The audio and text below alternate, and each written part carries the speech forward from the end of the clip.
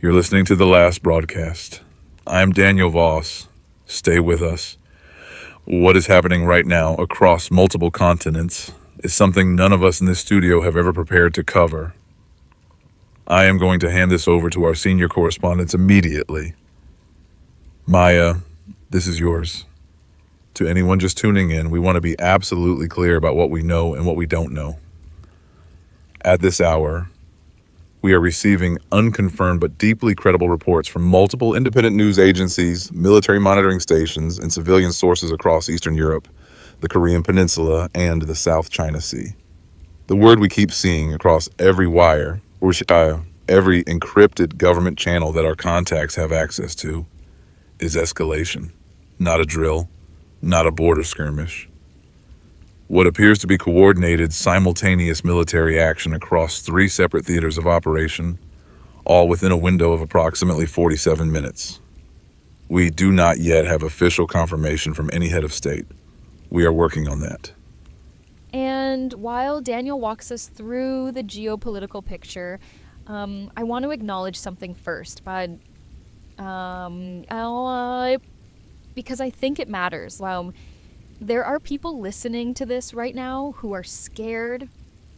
People in apartments in Warsaw and Seoul and Taipei who heard something they couldn't explain and turned on the radio to find out what it was. There are families sitting around kitchen tables right now wondering whether to stay or go, whether to call someone or whether to wait. Whatever is happening, and we will give you every piece of verified information the moment we have it. You are not alone in this room. This broadcast is not going anywhere. To give some structure to what we're seeing, the first confirmed military action appears to have occurred along the Belarusian-Polish border in the region east of Białystok. Polish border defense units reported what they are describing as a coordinated, armored incursion involving what appears to be several hundred vehicles. Simultaneously, and this is what separates this from anything we've seen in recent memory, our contacts in the South Korean capital of Seoul are reporting missile launch detections from positions north of the 38th parallel. The South Korean military has gone to full alert status, and in the South China Sea, 3 separate maritime sources have reported the sinking of what is described as a Philippine naval patrol vessel near the Spratly Islands. 3 events, 3 locations, 47 minutes apart. I want to read something that came into our listener line about 10 minutes ago because I think it captures what this moment feels like from the ground. This is from a listener in Krakow, Poland. She writes, "I woke up to my neighbor pounding on my door. She said her son called from the army and told her to just move. She was crying and I didn't know what to tell her. I turned on the radio and here you are, please tell me what to do." To that listener and to everyone like her, stay indoors unless local authorities tell you otherwise. Keep your radio on. Do not clog emergency phone lines unless you have a genuine emergency. We will be your information lifeline. We have just received a statement. This is being read across several Polish state media outlets right now, and I'm going to read it in full. Quote, "The government of the Republic of Poland hereby confirms that a hostile military incursion has occurred along our eastern frontier. Polish armed forces are engaged in defensive operations. We have invoked Article 5 of the NATO Charter and are in direct contact with allied governments.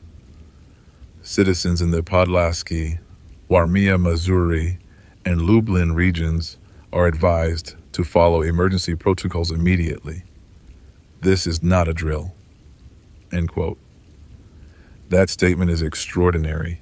The invocation of Article 5 means Poland has formally declared that it considers this attack an attack on all NATO member states.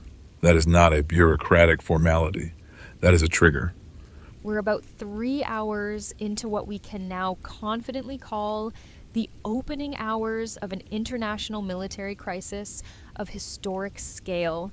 And Daniel, I keep thinking about the word simultaneously because wars in the past century have had a starting point, a moment, an assassination, a border crossing, a naval attack.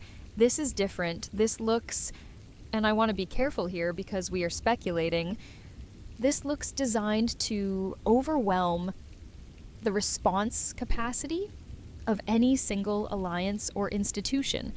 When 3 crises erupt at once, where do you send your attention? Where do you send your resources? That's exactly the strategic logic that military analysts have theorized about for years, what some have called a cascade initiation model. You don't give your adversary time to respond coherently to any one event before the next one is already burning. We're now getting reports, I want to stress these are preliminary, that North Korean artillery has begun shelling positions just south of the DMZ.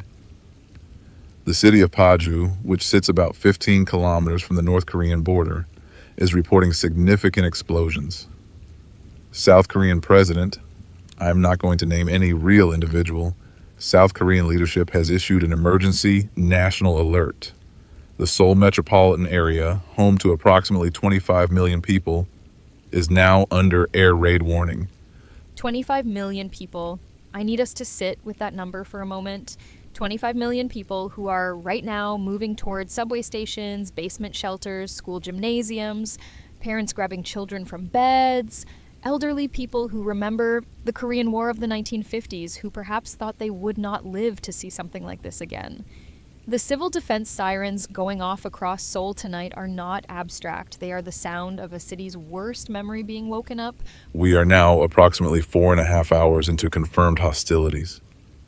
I want to walk listeners through what we know about the European theater specifically, because the situation there is developing very rapidly. The armored column that entered Polish territory near Białystok has reportedly advanced approximately 30 kilometers into Polish territory. Polish ground forces are engaging. We are hearing, and this is from a single source, not yet corroborated, that aircraft have been involved. Specifically, that Polish air defense systems have engaged and downed what are described as unmanned aerial vehicles over the Mazowiecki region. Warsaw is approximately 190 kilometers from the incursion point. That is not a comfortable distance when you are talking about armored warfare. We have a caller on the line. I'm going to keep this person anonymous for their safety.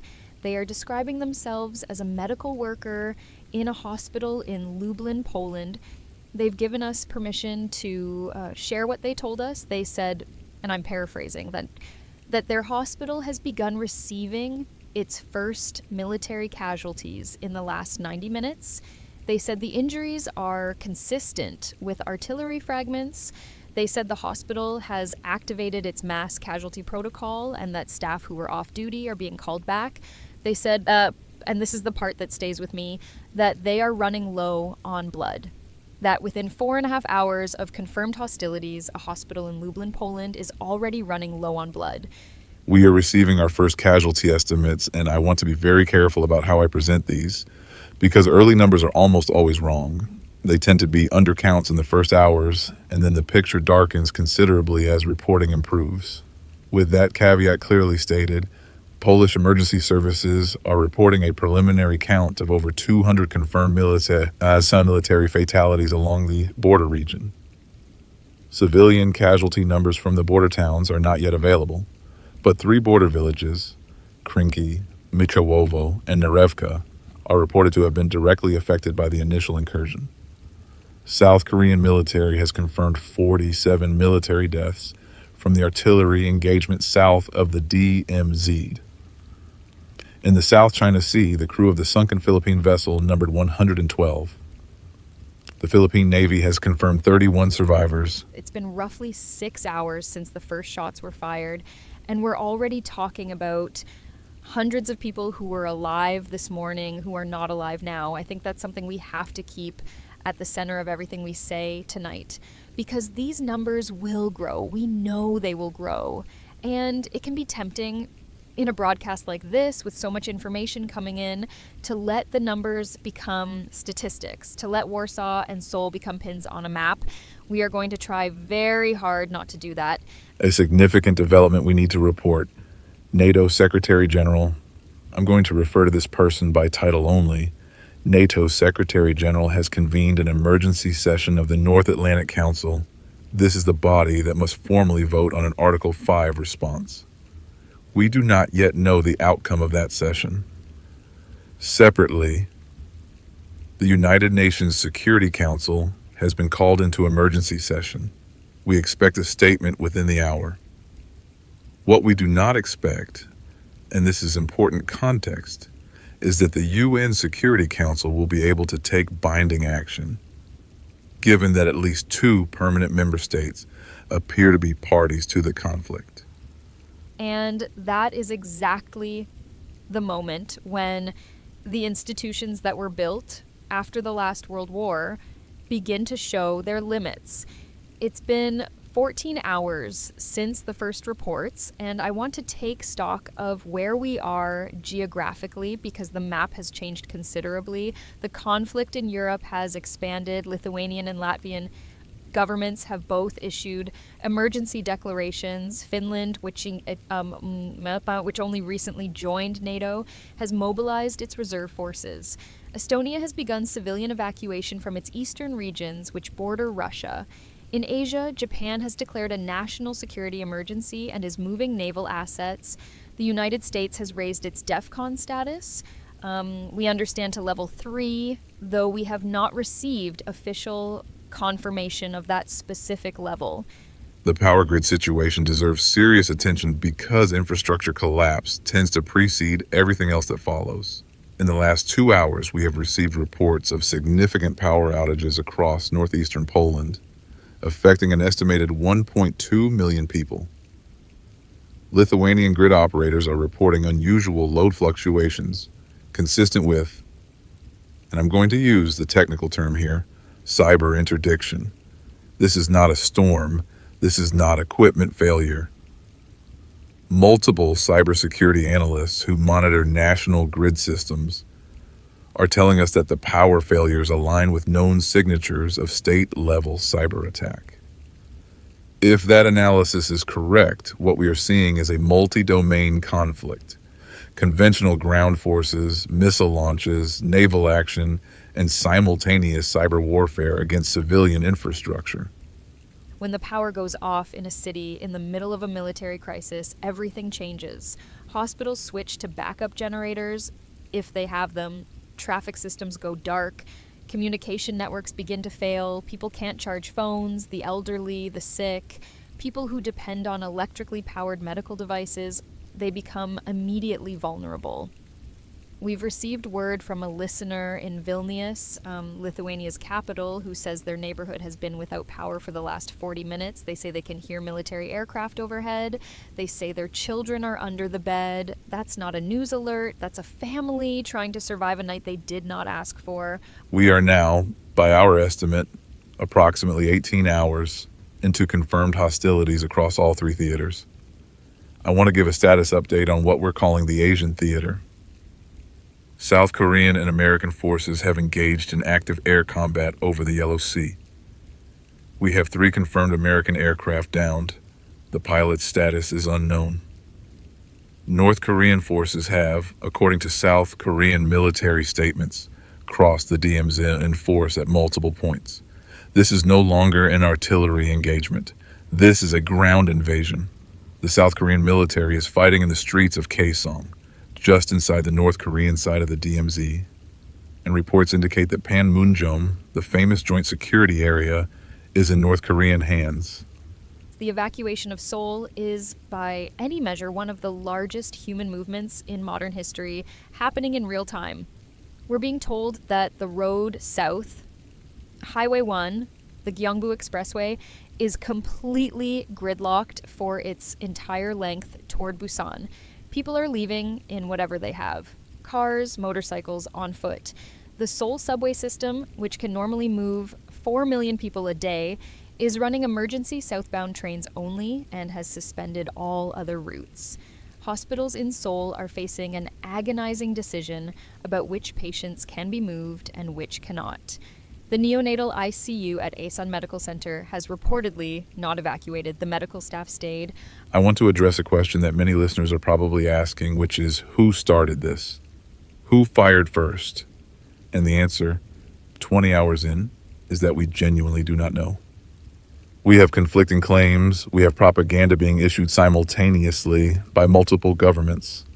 We have social media footage that cannot be verified. What we can say with some confidence is this. The degree of coordination across 3 geographically separate theaters suggests that this was planned, that multiple actors were aware of each other's intentions and timed their actions deliberately. That is not an accident. That is not a miscalculation. That is design. It has now been approximately 24 hours, one full day, and I think Daniel and I owe our listeners a raw, honest accounting of where we stand in Europe. Active ground combat across eastern Poland, with the front line now approximately 50 kilometers inside Polish territory. NATO aircraft are engaged. The city of Białystok, population approximately 300,000, is in the direct path of the advancing column. Evacuation orders have been issued, but the roads are chaos. In Asia, North Korean forces are pushing south, and we are now hearing reports that the first South Korean city of any significant size, Dongducheon, a city of approximately 90,000 people, is under direct artillery fire. Casualty numbers at the 24-hour mark, with the caveat that these are partial and certainly undercounts. Polish military and civilian, estimated 2,400 confirmed dead, with thousands more wounded. South Korean military and civilian, estimated 1,800 confirmed dead. American military, 17 confirmed. Philippine naval crew, 81 confirmed dead, 31 survivors as previously reported. North Korean military casualties are unknown. We have no reliable reporting from inside North Korea. Civilian casualties in North Korea are completely unknown. The broader number of displaced persons, those who have left their homes, is already in the millions.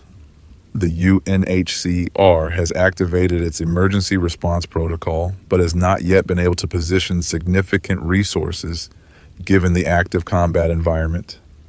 We've been receiving listener messages steadily throughout the night, and I want to share one more because I think it captures something important. This came in from a listener in Germany, Munich specifically. Who wrote, I'm watching the news with my father. He is 81. He grew up in a Germany that was in ruins after the last war. He watched the European project get built from nothing. He is sitting in his chair and he is very quiet. He hasn't said a word in 2 hours. I don't know what to say to him. Is there anything you can tell me that would help? I've been sitting with that message for a while. The honest answer is that I don't have words that will help that man in his chair. But I think there is something in the telling of the truth, the plain, hard truth of what is happening, that honors the weight of what he knows. His silence is understanding. His silence is wisdom. We are now approximately 36 hours into the conflict, and there have been several developments in the last few hours that require our full attention. First, China has issued a formal statement. I'll read it as it was transmitted to us. Quote, "The People's Republic of China calls upon all parties to exercise maximum restraint and to return to the negotiating table immediately. China is not a party to this conflict and will not become one.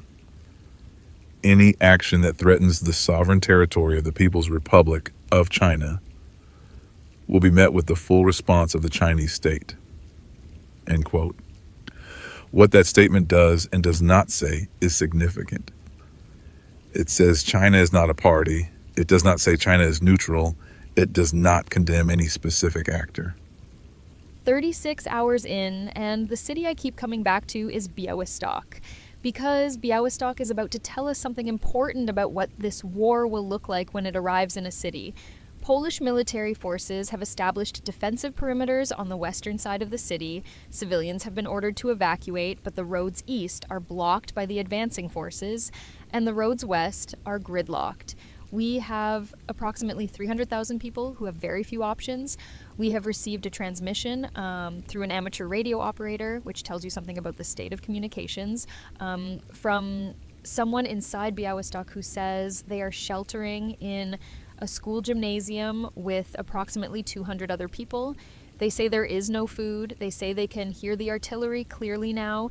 They say a local police officer has organized the group and is trying to keep people calm. An important development in the naval dimension of this conflict The United States 7th Fleet has moved 2 carrier strike groups into the Western Pacific. The USS Gerald R. Ford and her escorts are now operating approximately 300 kilometers east of the Korean Peninsula. In the South China Sea, a Chinese naval task force, 7 vessels, has moved to within 20 kilometers of American naval assets operating near the Philippines. This is not a collision course yet, but it is a proximity that makes accidents possible and miscalculations likely. The U.S. Navy and Chinese Navy are operating in the same water in the middle of a shooting war involving their respective allies. That sentence should concern every person listening. It's been approximately 48 hours, 2 days, and I want to acknowledge something about this broadcast itself. Daniel and I have been here for most of this time. We have had brief rests, but the studio has not gone dark. Our producers, our engineers, the people who answer the listener lines, they have not gone home. Because what we are living through right now is one of those moments in history when information itself is an act of resistance against chaos. When a voice on a radio telling you what is true and what is uncertain is a kind of lifeline, we don't take that lightly.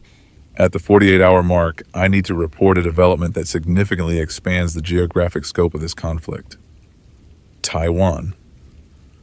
At approximately 4 hours ago, by our reckoning, Chinese People's Liberation Army naval vessels began what appears to be a naval blockade of Taiwan. Simultaneously, Chinese aircraft have been operating in Taiwanese airspace in what the Taiwanese government is calling a direct prelude to invasion. The Taiwanese military is fully mobilized. The United States, already stretched between Europe and Korea, has issued a formal warning to Beijing. This is the event that military planners have feared for decades, and it is happening now, while 2 other wars are burning simultaneously. Taiwan, an island of 23 million people who have lived their entire lives under the shadow of this possibility. I've spoken before on this program about what it means to grow up in a place where the question of your nation's survival is always present, where every generation knows that this day might come. The people of Taiwan tonight are not surprised. They are not in denial. They are afraid, yes, but there is something in the Taiwanese response. The speed of mobilization, the resolve of their civil defense system, the fact that their emergency notification system reached every phone on the island within minutes, that speaks to a people who have been ready in the way that you can be ready for something you hope never comes. I want to give a comprehensive geographic and strategic picture at the 72-hour mark, 3 days in. Active combat theaters, eastern Poland, now extending into the Lublin region. The Korean Peninsula, where North Korean forces have advanced approximately 40 kilometers south of the original DMZ. The Taiwan Strait, where naval engagements have resulted in the confirmed sinking of 2 Taiwanese naval vessels and 1 Chinese destroyer, and the South China Sea, where American and Chinese naval forces remain in dangerous proximity. Nations with active military mobilization, all NATO members, South Korea, Japan, Australia, New Zealand, Taiwan, and multiple non-aligned nations that are evacuating coastal populations. The situation is not contained. It is expanding. Casualty figures at 72 hours. And I'm going to read these slowly because I think speed has a way of making numbers feel small. Polish civilian and military dead, approximately 12,000. Polish wounded, estimated 28,000. South Korean military and civilian dead, approximately 9,000. American military dead, 112. Taiwanese military dead, approximately 600, with significant naval casualties still being counted. Chinese military dead, unknown but estimated in the hundreds. North Korean casualties remain unknown. The total number of confirmed deaths across all theaters is approaching 40,000. The number of displaced persons, people who have left their homes in the last 3 days, is estimated at 11 million. We are now 5 days into the conflict. I want to report on the infrastructure situation across multiple nations because I think it is one of the least covered and most consequential aspects of what is happening. In Poland, the road network in the eastern third of the country has effectively ceased to function as a civilian transport system. The primary highway connecting Warsaw to the eastern regions has been damaged by air attack at 2 points. Rail lines serving Lublin and Rzeszów have been cut. The port of Gdańsk, Poland's largest port and a critical logistics hub, is operating at approximately 20% capacity due to cyber attacks on its control systems and the diversion of all military cargo. Food distribution to an estimated 2 million civilians in the affected regions is severely compromised. On the Korean peninsula, the city of Suwon, south of Seoul, population over 1 million, has been hit by ballistic missile strikes. We want to be very clear about what a ballistic missile strike on a city means. It means a neighborhood is gone, not damaged, gone. We are receiving footage from sources in Suwon that we cannot broadcast, but that I can tell you is among the most devastating imagery I have seen in 2 decades of journalism. The South Korean government has confirmed 3 separate impact sites in Suwon. Casualty estimates from those 3 strikes alone exceed 2,000 in a single city, in a single day. 1 week into the conflict now, we have received a joint statement from the G7 nations, issued despite the fact that several of those nations are now in active combat.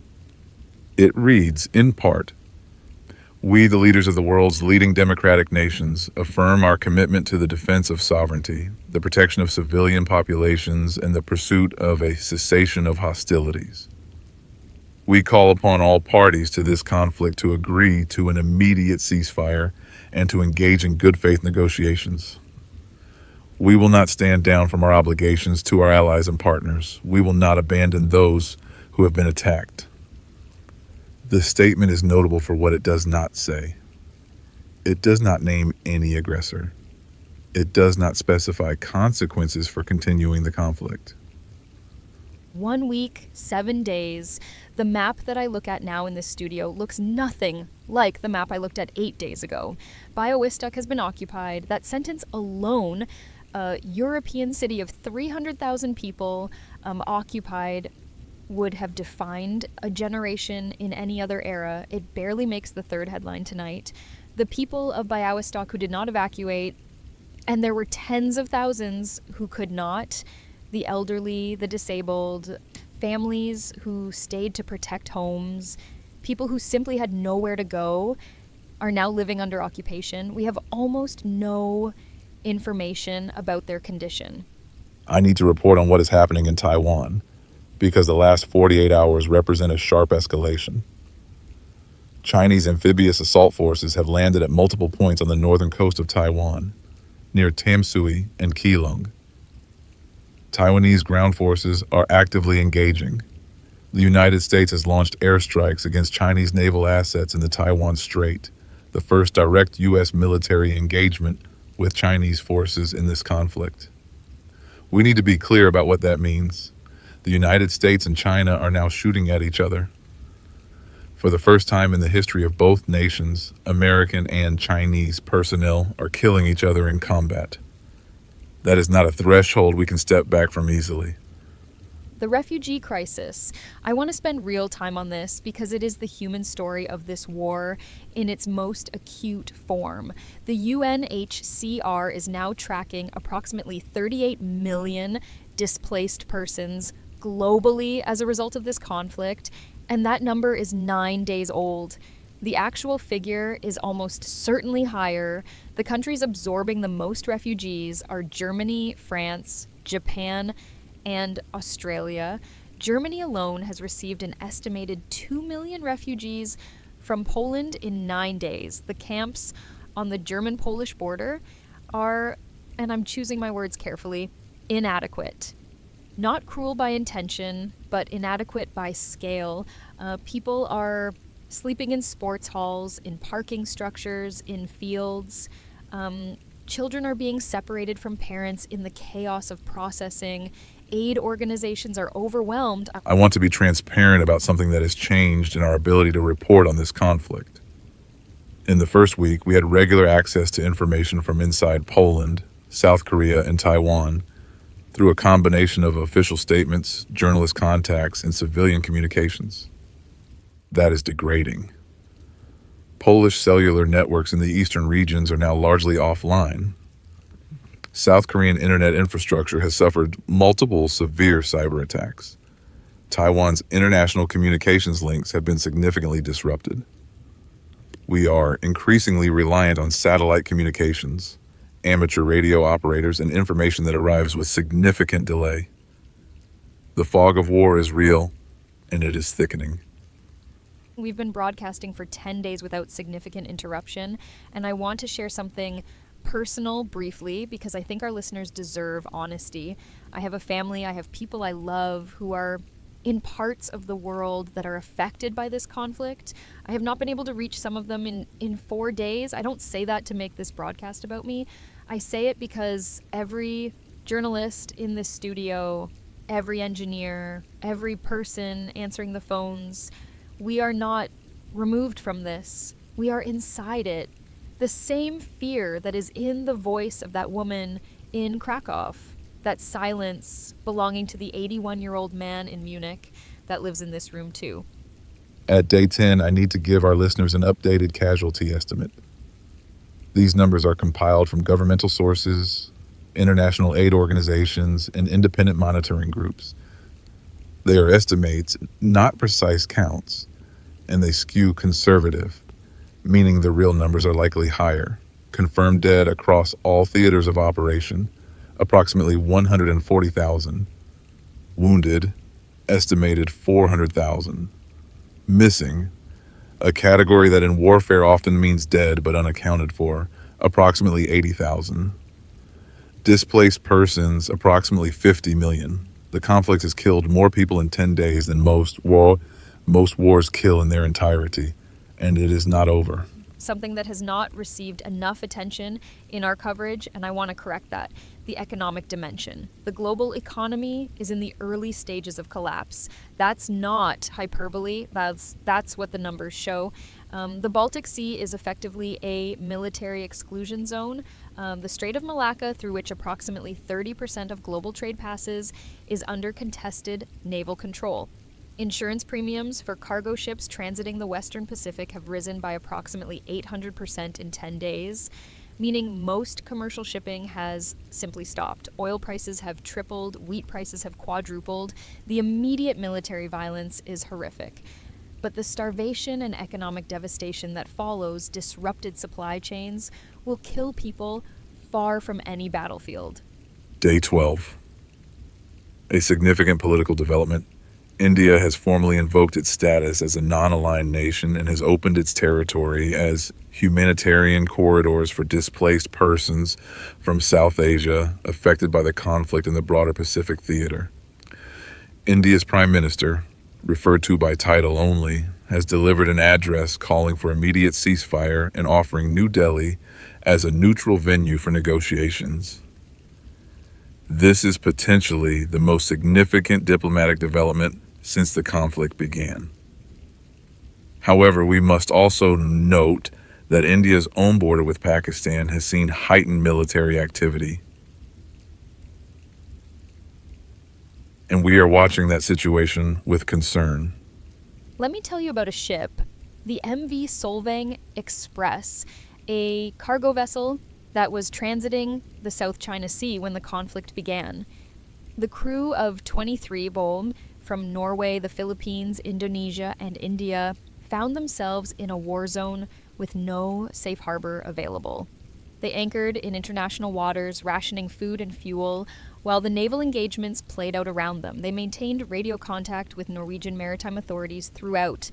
On day 11, a South Korean Coast Guard vessel, itself operating in a diminished capacity, reached them and escorted them to the port of Busan, which is itself under periodic missile threat. All 23 crew members survived. I don't know why that story matters to me as much as it does. Maybe because 23 people chose to care for each other across borders and languages in the middle of a catastrophe. Maybe because it's something that happened and ended well in a week where very little has. Day 14. 2 weeks.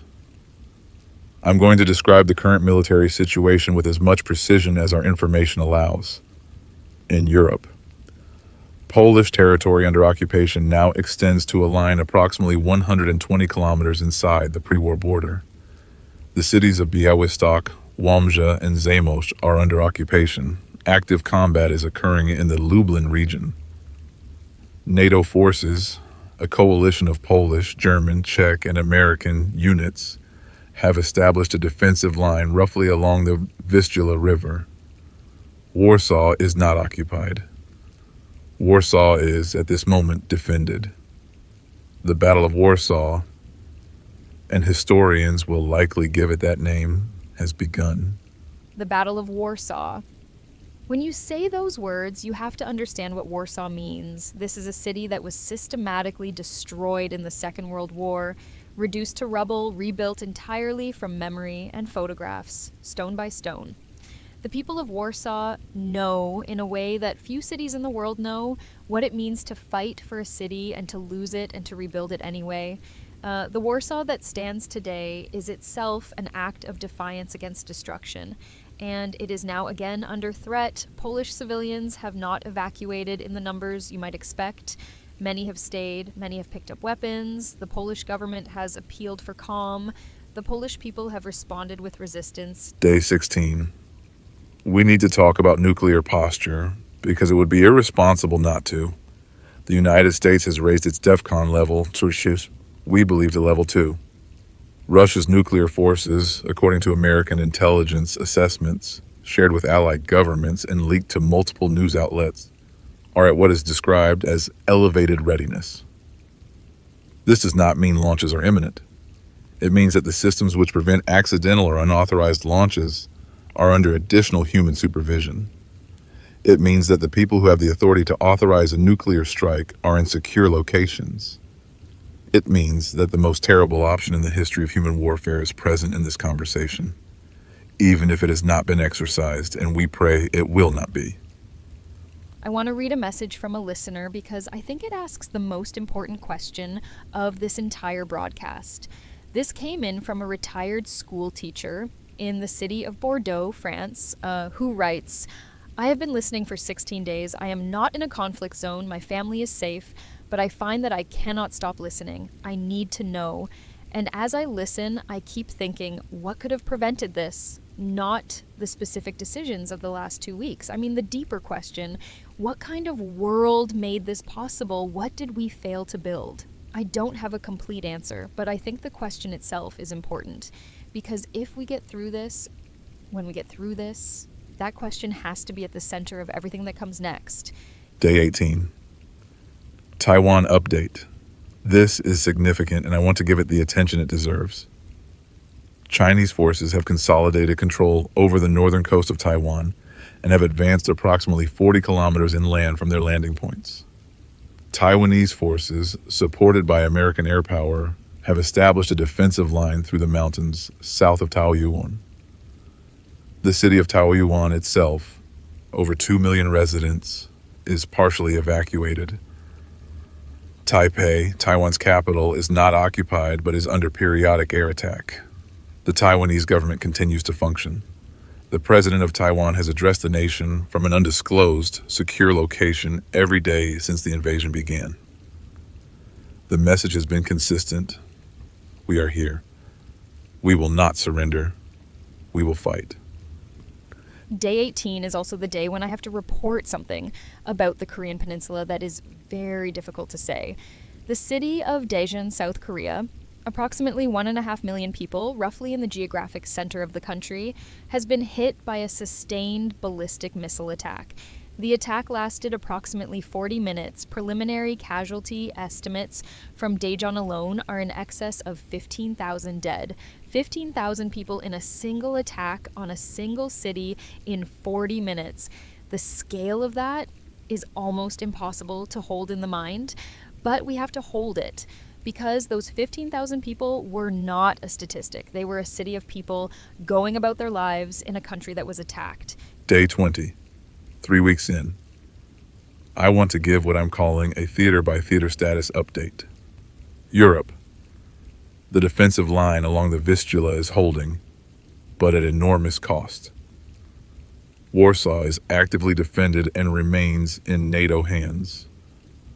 but the city has sustained significant damage from air and missile attack.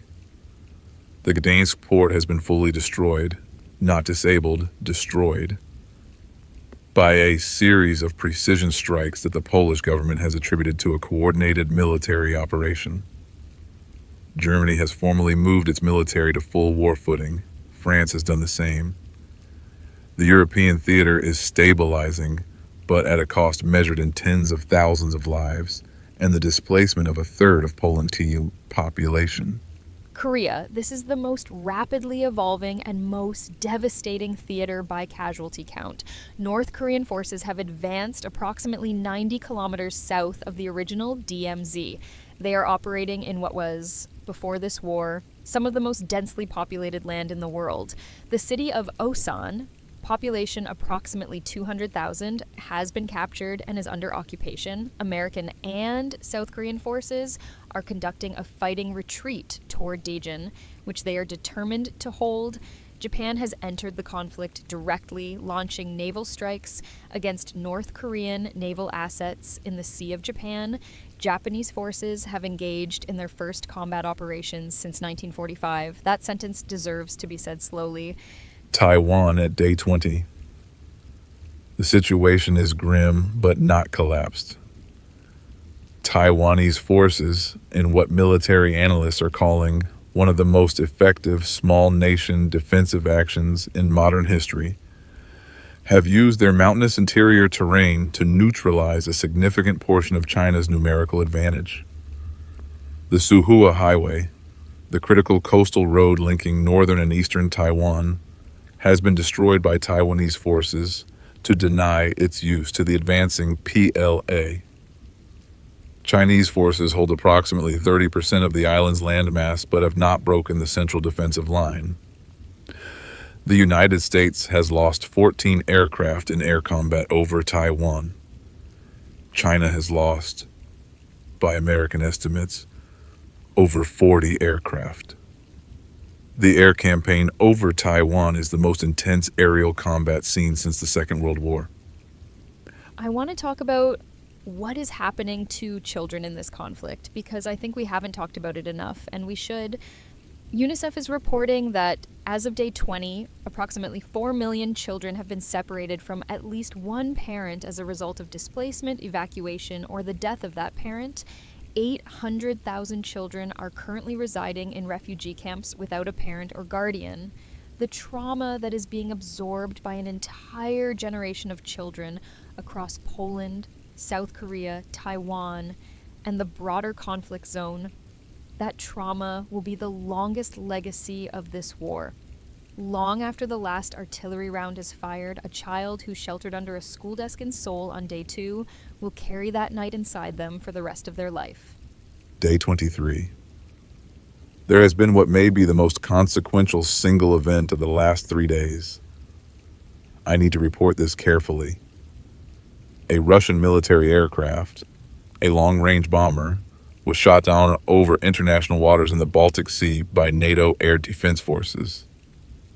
Russia has formally accused NATO of an act of war and issued what is being described in diplomatic channels as an ultimatum: the withdrawal of all NATO aircraft from the Baltic airspace within 48 hours. NATO has rejected the ultimatum. The next 48 hours are, without overstatement, the most dangerous period in the history of European civilization since 1945. While that ultimatum is on the clock, I want to report on something happening in Warsaw that I think represents the human spirit in its most extraordinary form. Polish civilians, armed with anti-tank weapons, distributed by the military, organized through neighborhood WhatsApp groups and radio networks in cellars and stairwells and ruined apartments, are fighting, not metaphorically, literally fighting. The Battle of Warsaw is being contested street by street in the outer districts. The Polish military has trained a civilian territorial defense force for exactly this scenario, and that force is in the field. Grandmothers are passing ammunition, mechanics are repairing armored vehicles, teachers are guiding children through the subway tunnels to safety, while their colleagues hold positions above ground. Warsaw is not falling without a fight. The 48-hour NATO ultimatum has expired. Russia has not launched. I want to be clear. The ultimatum has expired and no strike has occurred. NATO aircraft remain in Baltic airspace. The Russian government has issued a follow-up statement that is more measured in tone than the original ultimatum. This may represent a decision at the highest levels of Russian leadership that direct NATO engagement is a threshold they are not prepared to cross. Or it may represent a delay, not a retreat. We cannot know. But for this moment, this single moment, a catastrophic escalation has been averted. Day 25, I want to give people who have been with us throughout this broadcast a genuine account of where we are, because we have passed through what felt like the very edge of annihilation over the last 2 days, and I think our listeners deserve honesty about what that edge felt like from inside this studio. There were 6 hours during the ultimatum period when every person in this building understood that the next piece of news we received might be the kind that changes everything permanently. Our engineer, who has worked in radio for 30 years, told me quietly during a break that he had called his children, not to tell them to evacuate, just to tell them he loved them. That's what the edge of that cliff felt like. Day 27. We are approaching the 1-month mark, and I want to give a comprehensive accounting because I think our listeners deserve the full picture, even when it is hard. Cumulative confirmed dead across all conflict theaters, approximately 380,000. Wounded, over 1 million. Displaced, approximately 70 million. The largest mass displacement since the Second World War. Nations with territory under foreign military occupation. Poland, Eastern Third. South Korea, Northern Quarter. Taiwan, Northern Third. Nations whose governments are operating in diminished or emergency capacity: Poland, South Korea, Taiwan, the Philippines, Japan, and several Baltic states. Nations not directly in combat, but economically devastated by the disruption of global trade. Essentially every nation on Earth. The negotiations. We need to talk about the negotiations because they are real and they are happening. India's offer of New Delhi as a neutral venue was accepted quietly through back channels by enough parties that representatives are present. The talks are not public. They are not being streamed. What we know is this: envoys from multiple parties to this conflict are in the same city, breathing the same air, sitting in rooms together. That is not nothing. That is, in fact, the only thing that matters at this moment, because every war in history has eventually been ended by people sitting in rooms together. The question is always, how many people have to die before those rooms are found? Day 29, 1 day before the 1-month mark, and the news from New Delhi is the first genuinely hopeful thing we have had to report in 4 weeks. A preliminary ceasefire framework. Not a ceasefire itself, but a framework for negotiating one, has been agreed upon by the European parties to the conflict. Under this framework, military operations in the Polish theater are to be suspended for 72 hours, beginning at midnight. Both sides will pull back to agreed lines. Humanitarian corridors will be opened in Białystok and Lublin to allow civilian movement. This is not peace. But it is the cessation of fire in one theater for 3 days, while negotiators talk. That is more than we had yesterday. The Korean ceasefire framework is more complicated and has not yet been agreed. North Korean forces are holding their positions. South Korean and American forces are holding theirs. The front line runs approximately 110 kilometers south of the original DMZ, cutting South Korea roughly in half. 22 million South Koreans are living in territory that is, for now, under North Korean military control. The scale of what has happened to South Korea is staggering. Its northern half, including most of its industrial capacity, the city of Suwon, significant parts of Daejeon, has been fought over, bombed, shelled, occupied. The suffering of the South Korean people over this month is something that will define the character of the Korean nation for a generation. Taiwan. This is where I have to give the hardest report of this broadcast. After 30 days of fierce resistance, Taiwanese defensive lines in the north of the island have broken. Chinese forces have taken Taoyuan and are advancing toward Taipei. The Taiwanese president has issued a final public address. I want to read an excerpt of that address, translated, because I believe it deserves to be heard. Quote, "To the people of Taiwan, you have fought with a courage and a dignity that will be remembered long after the names of those who attacked you are forgotten. We have not surrendered. We will not surrender. Whatever happens in the hours ahead, know this. Taiwan existed. Taiwan resisted. Taiwan will endure." End quote. Taipei is under Chinese military approach as of this broadcast. Day 30, 1 month, I've been sitting with what to say for this moment. The ceasefire in Europe has held for 18 hours. Not 72, but 18, but it has held. The guns in eastern Poland are quiet. The people in Białystok have heard silence for 18 hours after a month of artillery. Humanitarian convoys are moving. Doctors are reaching people who have had no medical care for a month. Families separated by the front line are beginning to communicate again. 18 hours of silence is not peace, but it is the first silence in a month. And in that silence, you can hear something faint, uncertain, undeniable that sounds like the beginning of after. What ultimately caused this war? I want to address this directly because our listeners have been asking the question throughout this broadcast, and they deserve the clearest answer we can give. What we have learned through diplomatic leaks, intelligence assessments shared with allied governments, and the forensic work of independent analysts is this. There was no single cause. There was a convergence. A decade of eroding arms control agreements left multiple nations with no binding constraints on their military postures. A series of economic crises created domestic political pressures that made aggression in several capitals appear strategically beneficial. The simultaneous weakening of multilateral institutions, the UN, NATO's internal cohesion, the World Trade Organization, removed the friction that historically slowed the slide toward war. In a period of rapid technological change in both weapons and in communication, created opportunities for miscalculation that no existing framework was equipped to manage. The war was not inevitable. It was the result of choices made over years by people who believed they could manage the risk. What remains of the world? I want to answer that question plainly because this broadcast must end with truth, not comfort. South Korea has suffered the occupation of its northern regions.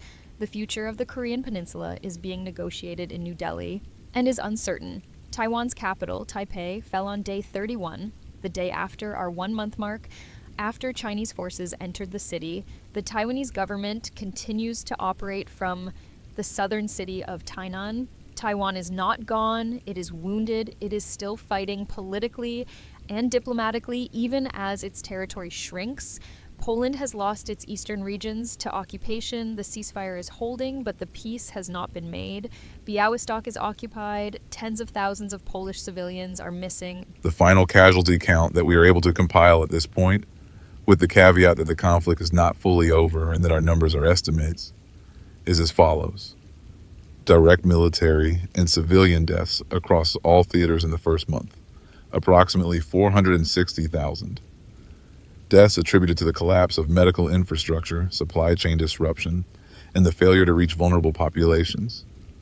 Estimated at an additional 140,000 in the month following the outbreak.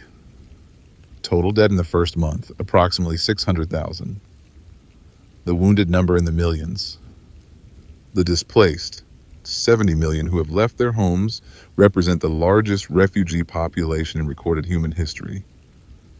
And yet, I want to say and yet because I believe in the obligation of honest journalism to hold both things at once. And yet, the nuclear threshold was not crossed, and yet negotiations are happening in New Delhi and the European ceasefire is holding, and yet the medical staff at the neonatal ICU in Seoul stayed. And yet, the crew of the MV Solvang Express survived, and yet, Warsaw did not fall. And yet, the Taiwanese president's voice was broadcast across the island and the world, defiant, clear, human. And yet, an 81-year-old man in Munich sat in his chair and remembered what it cost to rebuild something from rubble, and he knew that it could be done again. For those asking what comes next, international negotiations in New Delhi are scheduled to produce a ceasefire framework for all theaters within the next 2 weeks. NATO has agreed to participate. All parties have agreed to humanitarian access. The International Criminal Court has opened preliminary investigations into conduct during the conflict. Reconstruction will take decades. The geopolitical order will be unrecognizable. The institutions that fail to prevent this war will require fundamental rethinking. The world that existed a month and a day ago is gone. What replaces it is not yet written. We are going to continue this broadcast. We are not going off air. There are still people in shelters who need information. There are still families separated by front lines who are trying to find each other. There are still 70 million displaced people who need to know where the humanitarian corridors are and when the convoys are coming. We will be here. But I want to say something to close this hour that I have wanted to say since the first night. To every person who listened through this month, who sat with us in the dark and the noise and the uncertainty. You did something important. You chose to know. You chose to stay informed when it would have been easier to turn away. Bearing witness to catastrophe is not passive. It is an act. And in a month defined by choices that led to destruction, the choice to witness, to know, to grieve, to hold the weight of what happened to people you will never meet, that is the beginning of the only path that leads somewhere better. From all of us at the last broadcast, from our engineers and producers, from our correspondents, from Alex Mercer, who handed us this story on the first night, we remain committed to this work. The world is broken in ways that will take years to understand. But the record of what happened, the plain, verified, honestly told record, belongs to everyone who endured it. This is Daniel Voss. This is Maya Ross. Stay informed, stay together. We will keep broadcasting. You have been listening to the last broadcast. We are still here.